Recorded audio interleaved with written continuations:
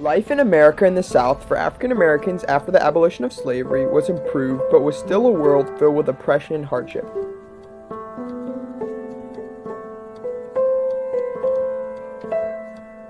By 1860, free African American men participated in at least 65 different job types, ranging from carpenters to shoemakers to tailors. Despite the progress these people were making, the city council attempted to limit the wages an African American could earn to no more than $1 a day. The African Americans who were able to rise up and enter the so-called black elite replicated the behavior of their white counterparts. The black elite attempted to distance themselves from the average African American who is often propertyless, living in poverty, and working under terrible conditions similar to those slaves experienced. Although examples of successful African Americans are not prevalent during this time period, persistence and luck helped some people overcome the barriers instilled by the racist society they were released into after their emancipation. The United States government's first attempt to promote racial equality was the passing of the Civil Rights Act of 1866. This act stated that all citizens, defined as people born in the United States regardless of race or color, are to be treated equally and granted equal rights in the eye of the law. However, little was done to enforce this act, and people of color continued to be discriminated against.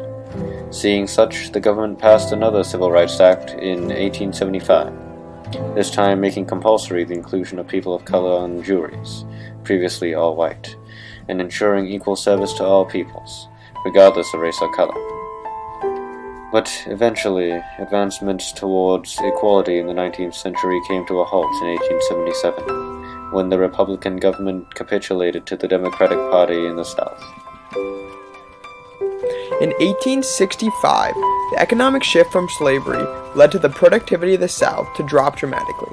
In 1880, freed slaves were putting in about a fifth the amount of work before, and the output of cotton, which was one of the most important crops in the South, per person fell from $147.98 as a slave to $74.03 as a sharecropper. This was beneficial in terms of the well-being of African Americans, but the economy of the South took a hit. In 1865, with the abolition of slavery, African Americans needed to work, and sharecropping became one of the main livelihoods taken on by newly freed slaves. Sharecropping was when a family or individual farmed a piece of land that was not their own, and part of their crop was given to the owner of the land. A common sharecropping farm owned by an African American was between 20 to 50 acres, which was a third of the size of the average farm operated by a white farmer. While African Americans strived to own their own land, racism blocked their path. In many cases, whites would not sell land to African Americans even if they could pay. Sharecropping was so oppressive and central to the Southern way of life that even in 1965, when Dr. King visited a plantation in Mississippi, he was shocked to find sharecroppers that had never seen U.S. currency. Though all African Americans faced myriad of obstacles post-emancipation, African American women faced very gender-specific struggles. Initially, many African American women saw independence as an opportunity to finally devote more time and effort toward their families. As white women were free to be homemakers, many African American women hoped for the same opportunities.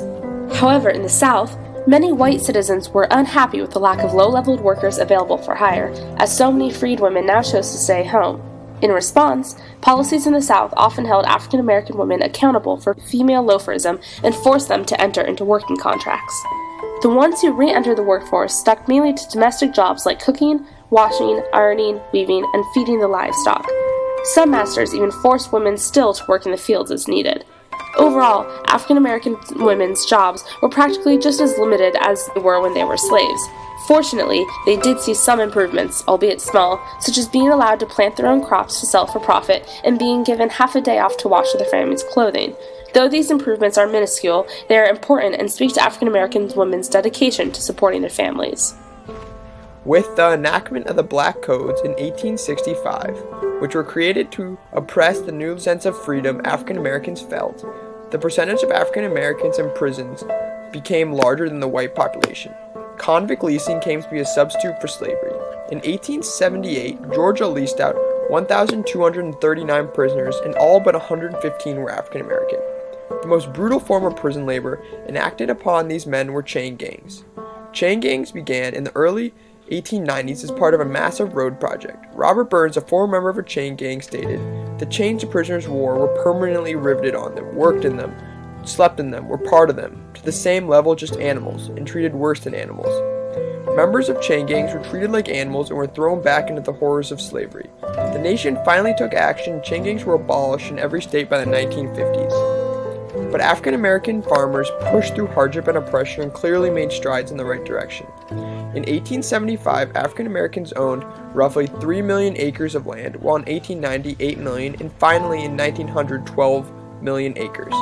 Through their perseverance and drive, African Americans were able to acquire land of their own and move against a system that was trying to make them fail. African Americans also pushed back through the formation of unions. One example was the CFNACU, the Colored Farmers National Alliance and Cooperative Union, in 1891. Violence was employed by whites to counteract this forward movement of African Americans and keep them oppressed. The Freedmen's Bureau, which was founded by Congress in 1865, tried to help but in reality failed.